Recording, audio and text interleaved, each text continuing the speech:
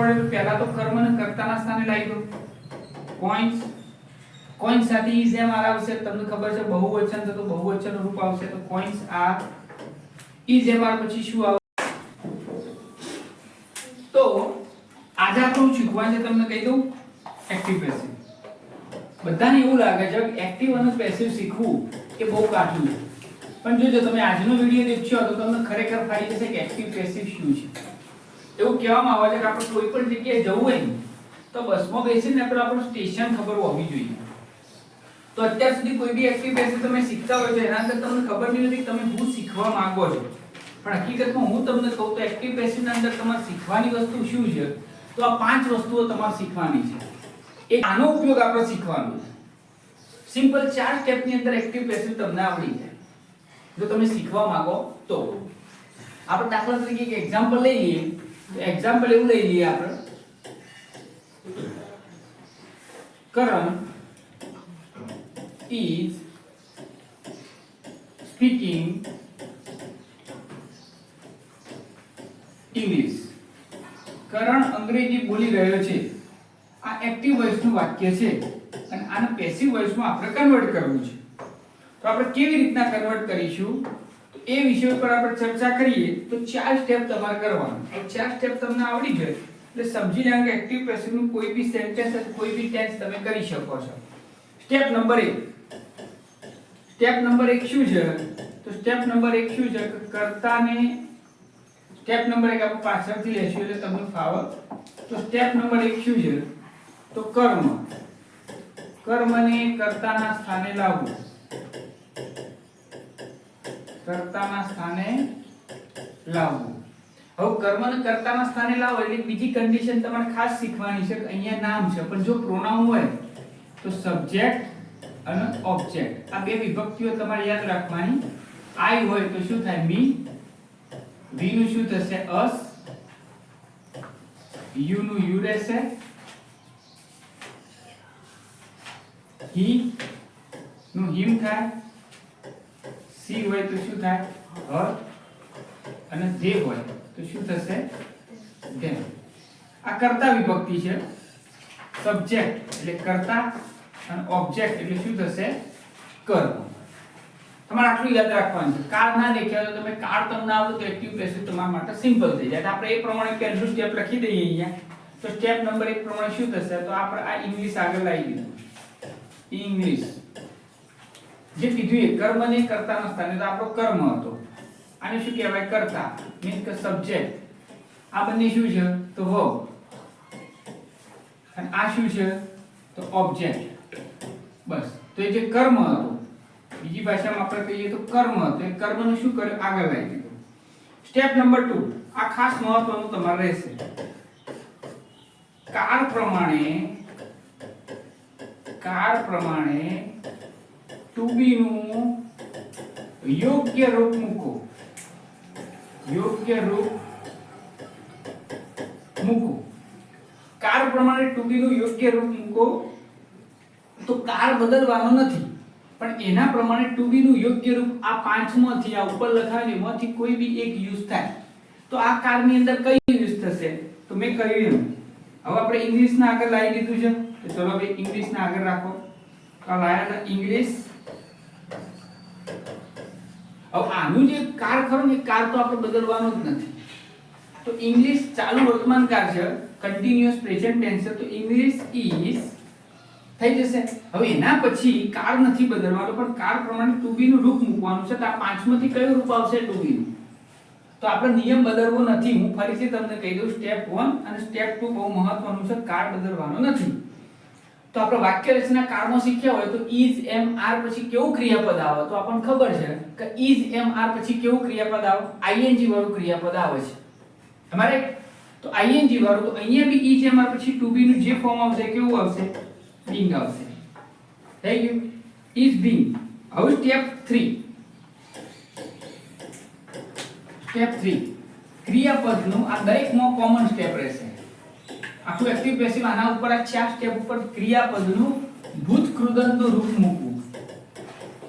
ભૂતકૃદંતનું રૂપ મૂકવું. ભૂતકૃદંત એટલે V3 અમુક લોકો એને V3 કહેતા હોય છે, આપણે એને ભૂતકૃદન કહીએ છીએ અને ઇંગ્લિશના અંદર એને પાસ્ટ પાર્ટિસિપલ પણ કહેવામાં આવે છે. તો ક્રિયાપદનું ભૂતકૃદનનું રૂપ. તો ચલો આપણે ફરીથી થોડું સેન્ટેન્સ આગળ લાવીએ. English is being spoken. ચલો આટલા સુધી આપણે આવી ગયા. હવે સ્ટેપ નંબર 4. આ સ્ટેપ તમે ખાલી 2-3 વખત યાદ રાખો એટલે તમને આવડી જાય. કર્તાને કર્મને સ્થાને લઈ જાઓ. કર્તાને કર્મને સ્થાને લઈ જાઓ. તે પહેલો બાય મૂકો. તો English is being spoken by Karan.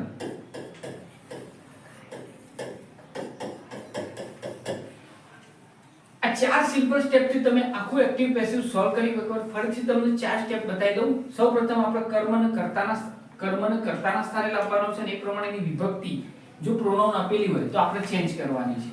બીજું કાર પ્રમાણે ટુ બી નું ક્રિયાપદ મૂકવાનું છે. એ પ્રમાણે તમે એક એક કાર દેખશો એટલે તમને આવી જશે. અત્યારે આપણે હાલની તારીખમાં 2 કાર તો પૂરા કરીએ જ છીએ. અને ત્રીજું સ્ટેપ છે ક્રિયાપદનું ભૂતકૃદનનું રૂપ મૂકવું અને ક્રિયાપદનું ચોથું સ્ટેપ છે કર્તાને કર્મના સ્થાને લઈ જો સેમ પ્રોસેસ વિભક્તિ તમારે બદલવાની છે એની. તો એ વખત એના પહેલા શું મૂકી દેવાનું? બાય મૂકી દેવાનું. આ તમારું આખું એક્ટિવ પેસિવ આમાં ક્લિયર કટ થઈ જાય છે. તો આપણે આગળ પહેલો કાર લઈ લઈએ તમારા માટે. તો પહેલો કાર આપણો કયો છે સાહેબ? તો continuous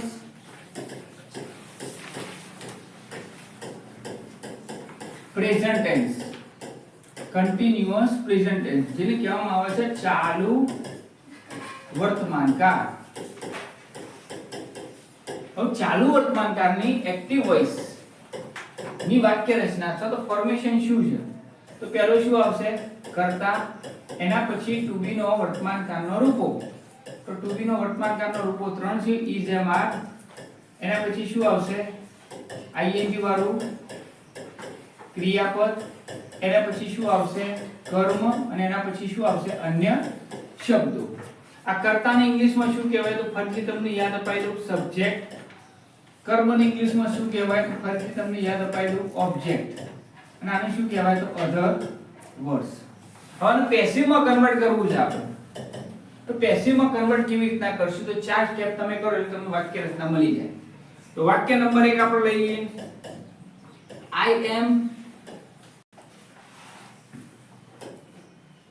am driving a car. હું કાર ચલાવી રહ્યો છું. આનું પેસિવ કરવું છે તો કર્મને ઉઠાવો પહેલા. તો અ કાર આગળ આવશે. અ કાર સાથે ટુ બી નું કયું ફોર્મ આવે? is am are માંથી. તો આપણે સહાયકારક ક્રિયાપદ બદલવાનું નથી. તો કર is. હવે ટુ બી નું ફોર્મ મૂકવું. સ્ટેપ નંબર 2 કાર પ્રમાણે. તો શું આવશે? being. is am are પછી ing આવે. is being. આનું શું મૂકવાનું? ભૂતકૃદન. તો ડ્રાઈવન. હવે કર્તાને કર્મના સ્થાને લઈ જાઓ. તો I છે તો એને કર્મના સ્થાને લઈ જઈએ તો શું થશે? be. અને એના પહેલા શું મૂકો? by. આ થઈ ગયું તમારું simple. A car is being driven by me. બીજું વાક્ય આપણે લઈ લઈએ. કદાચિત નેગેટિવ પૂછાય તો અમુક લોકો કન્ફ્યુઝન થઈ જતા હોય છે. he is not playing chess. તે ચેસ રમી રહ્યો નથી. સેમ પ્રોસેસ કરવાની છે. કોઈ પણ જાતનો ચેન્જ લાવવાનો નથી. કર્મને કર્તાના સ્થાને લાવો. ચેસ એની સાથે is આવશે. not અહીંયા એમને મૂકો. તો is અમાર પછી ing વાળું ક્રિયાપદ. તો to be નું ફોર્મ મૂકવાનું. શું આવશે? be. આનું પાસ્ટ પાર્ટિસિપલ શું થશે? played by. he કર્મના સ્થાને થાય તો એનું શું થશે? him થશે. એટલે ઓવરઓલ આપણો વાક્ય રચના મળી ગઈ કે અહીંયા શું આવશે? કર્મ આવશે. કર્મને આપણે કૌંસમાં મૂકીશું જેનો ઓબ્જેક્ટ કહેવામાં આવે કારણ કે આપણે વિભક્તિ ચેન્જ કરીએ છીએ. એના પછી ટુ બી નું ફોર્મ એમના એમ રહેશે. is am are પાછી ing વબાવો એ નિયમને આપણે તોડીશું નહીં. એટલા માટે અહીંયા શું આવશે? be. અને એના પછી ક્રિયાપદનું ભૂતકૃદનનું રૂપ આવશે જે બધા માટે સેમ છે. ભૂતકૃદંત, પછી બાય આવશે અને પછી કર્તા કૌંસમાં મૂકીશું કારણ કે આપણે શીખવાનું છે એની વિભક્તિ બદલવાની છે. હવે ત્રીજું વાક્ય જે તમારા માટે સૌથી મહત્વનું થઈ પડે છે એટલા માટે છે કે જ્યારે બી તમારે આવું વાક્ય આવતા છોકરું કન્ફ્યુઝ થાય. કેમ કન્ફ્યુઝ થાય છે? WH ક્વેશ્ચન સૌથી વધારે CBSE માં એની અંદર WH ક્વેશ્ચન સૌથી વધારે પૂછાય છે ઇન્ટ્રોગેટિવ નું. બાળકોને ત્યાં તકલીફ પડે છે. તો આપણે તકલીફનું નિરાકરણ લાવી દઈએ કે સિસ્ટમેટિક તમે કામ કરો થોડી થોડી વાર તો તમને આવડી જાય. તો ત્રીજું વાક્ય આપણે લખી દઈએ, are you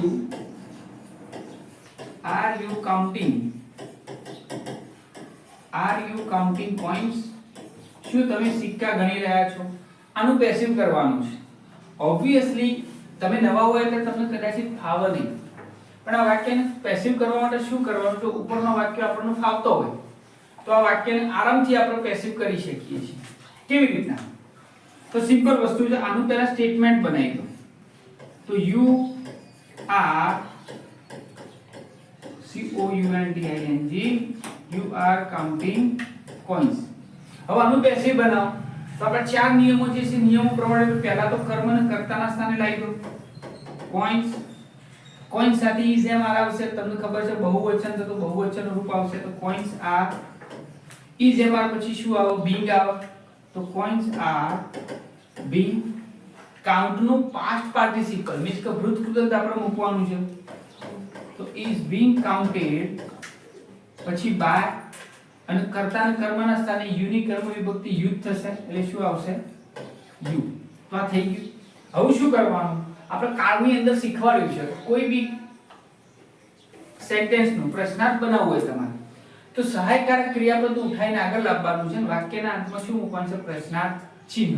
તો અહીંયા સેમ પ્રોસેસ કરીશું એટલે આનું પેસિવ આપણને ડાયરેક્ટ મળશે. તમે પ્રેક્ટિસ કરો તો તમને ડાયરેક્ટ ફાવશે. આ આર ના આગળ લઈ દો.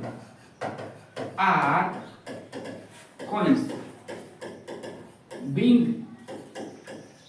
counted by you.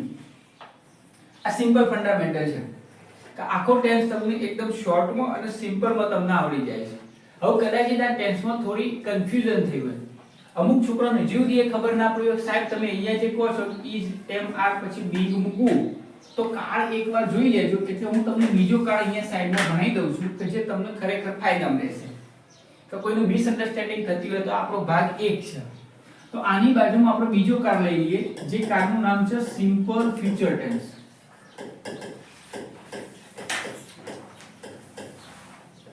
Simple future tense. હવે સિમ્પલ ફ્યુચર ટેન્સ ને આપણે ગુજરાતીમાં શું કહીએ છીએ? તો સાદો ભવિષ્યકાળ ભવિષ્યમાં થતી ઘટનાઓ માટે. બરોબર. જે કોઈએ ટેન્સ નો વિડિયો ના દેખ્યો હોય એમને દેખી લેવાનો તો તમને ફટ દઈને ફાવશે. ટેન્સ આવડે તો તમે આની અંદર અગ્રતા હાંસલ કરી શકો છો. હવે આની વાક્ય રચના શું છે એક્ટિવ વોઇસ ની? જે આપણે ભણ્યા તો પહેલું શું આવે? કર્તા મીન્સ કે સબ્જેક્ટ.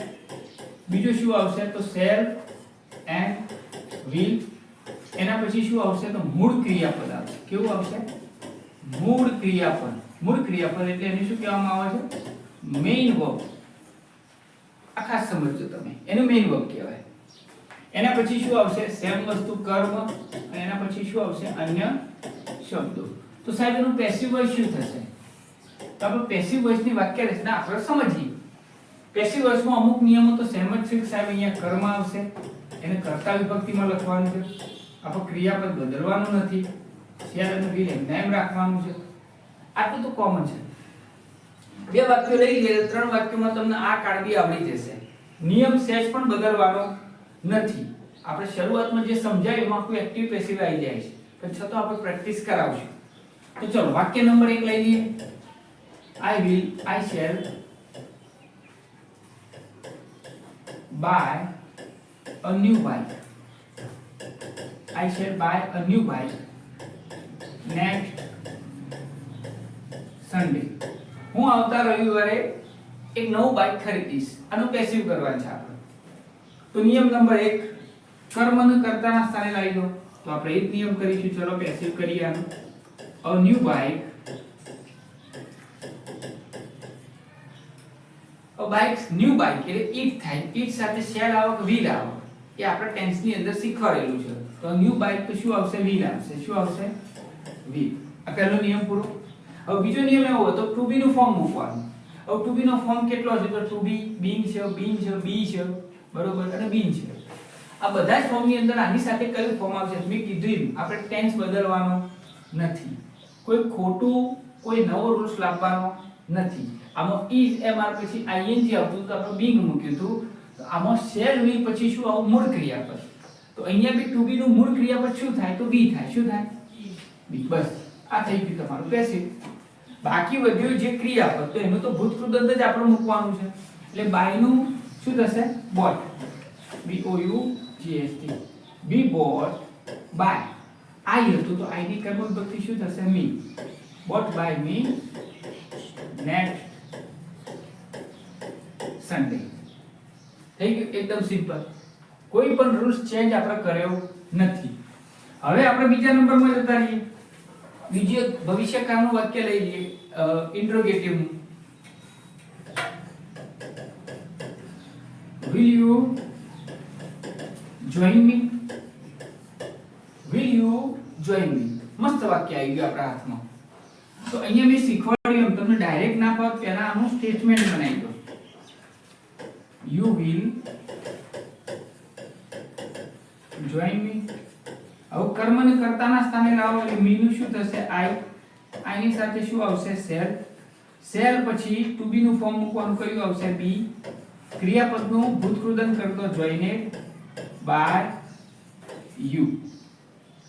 થઈ ગયું. હવે આનો પ્રશ્નાર્થ તો ફરીથી તમને કહી દઉં પ્રશ્નાર્થ બનાવવા માટે સહાયકારક ક્રિયાપદને ઉઠાઈ કર્તાની આગળ લાવવામાં આવે છે.